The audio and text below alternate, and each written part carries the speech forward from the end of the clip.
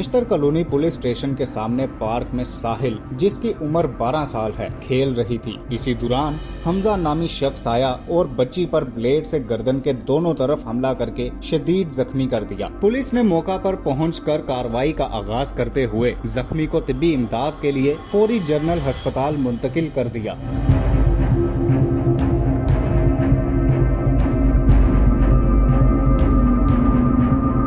दूसरी जानिब थाना निश्तर कॉलोनी की हदूद में पतंगबाजी का सिलसिला थम न सका। मेन फिरोजपुर रोड निश्तर इशारा के करीब यहुनाबाद का रिहायशी आमिर शौकत गले में डोर फिरने से जख्मी हो गया, जिसको इलाज मुआवजे के लिए वहां मौजूद शहरियों ने फौरी जनरल अस्पताल मुंतकिल कर दिया। SHO थाना निश्तर कॉलोनी पतंगबाजी के सिलसिले को रोकने में नाकाम दिखाई देने लगे। पतंगबाजों के खिलाफ क्रैकडाउन किया जाना चाहिए ताकि किसी जानी नुकसान से बचा जा सके।